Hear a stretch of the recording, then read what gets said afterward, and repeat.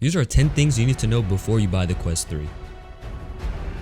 The first thing is the IPD adjustment, and what that is, in simple terms, the distance of the lens from each other to make the lenses line up with your eyes and make the screen sharper. The Quest 2 had a terrible way of moving the lenses by you squeezing your fingers into the headset just to find a way to move the lenses without breaking the entire headset. But with the Quest 3, you can move it with a slider wheel thingy, meaning that you can have more levels of adjustment, so even like Mike Wazowski can use your headset. A lot of other VR headsets have much better IPD adjustments, and the Quest 2, its version of it is just completely unacceptable, and I think Zuckerberg should get whipped for that.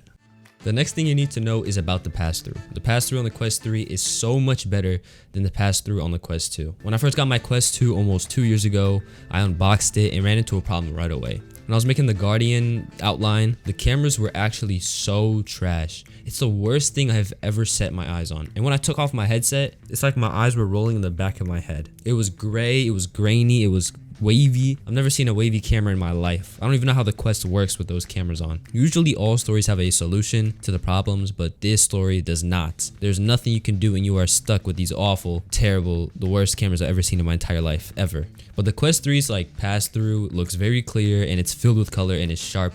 You can actually use your phone with it. Using the Quest 2's camera is like walking with your eyes closed. There is no difference. You cannot see anything. Stay till the end of this video because I have something that can stop you completely from buying the Quest 3. One thing that I did not like about the Quest 2 was the graphics, though it's literally the worst looking graphics I have ever seen in my entire existence on this planet. When I played my first game ever on the Quest 2, which was, I think it was super hot, I wasn't expecting much because on the trailers the game looked like butt anyways, and that's not why I was playing it. I was playing it for the cool, slow-mo, James Bond type stuff. The game looked like trash anyways. But then I went to exploring and I wanted to play other games and I branched out. And with my discoveries, I found out that 90% of the Quest games are made with the Roblox engine, and I've played Roblox games that look better than majority of Quest games. Obviously there are games out there that look good, like Walking Dead, Insane Sinners, that's all I can think of right now, but they're not like anything compared to the games that are optimized for the Quest 3. I was watching the Quest 3 event yesterday and they showed off a game called Red Matter 2 or 3, I don't remember what the number was, it doesn't matter. They showed the new optimized graphics for the Quest 3 compared to how it was on the Quest 2, and let me tell you, that looks like a real AAA game that would be put on a VR headset. Obviously there is some room for improvement, but that doesn't matter because that game looks good enough for me to buy. And there is a huge difference between the Quest 2's version of Red Matter and the Quest 3. One thing about the Quest 3 though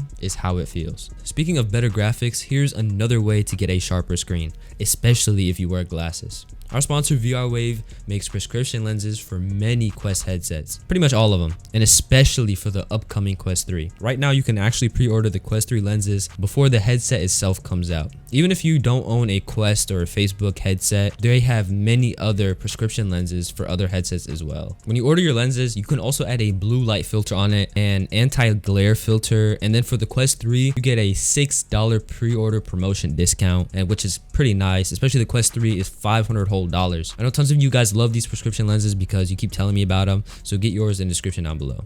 When I first saw the Quest 3, I thought it was going to be lighter than a feather. Spoiler alert, I have never been more wrong in my life. When I was watching some hands-on videos for the Quest 3, which I was not invited to, by the way, not throwing shade, people said that the new Quest is actually the same weight or maybe even heavier than the Quest 2 for whatever reason, even though it looks like it's 50% slimmer pretty much and way more expensive.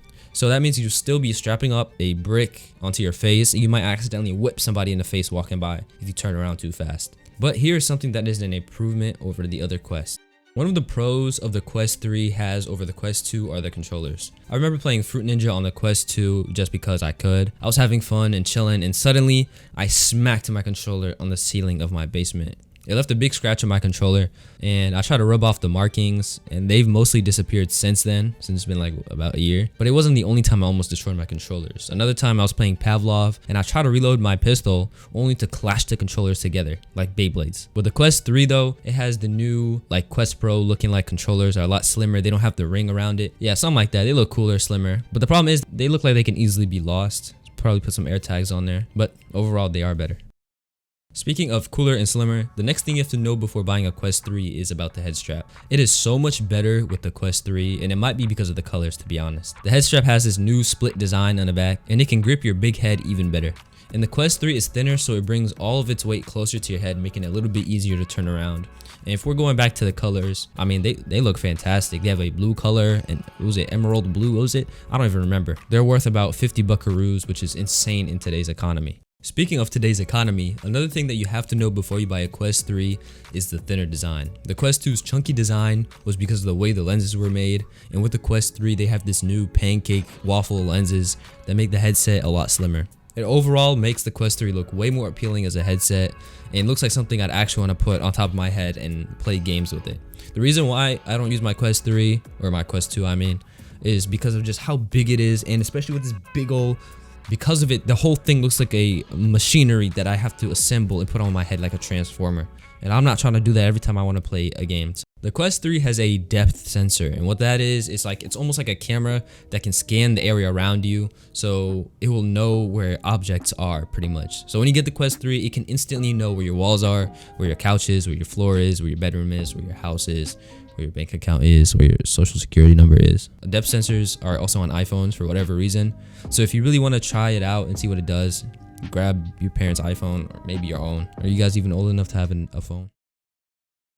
And finally, the thing you've been waiting for, and you're probably also still wondering, is why you shouldn't buy this delicious headset from Zuckerberg. And let me tell you why. When the new iPhone 15 Pros came out about a week or two ago, they looked exactly like the iPhones that came just the year before with barely any change. And that's the same with the Quest this year. The Quest 3 is still pretty much to its core values. It's just like the Quest 2. It supports the same software, the exact same games, the same everything except for maybe cameras, depth sensor, controllers, put a little bit of performance. So unless you have that extra moolah on you, I do not recommend you guys get this headset right now. Just wait until the Quest 2 starts getting neglected like the Quest 1 did, and that's when you should switch. If you guys enjoyed this video, watch this one right here about whatever YouTube photo for you.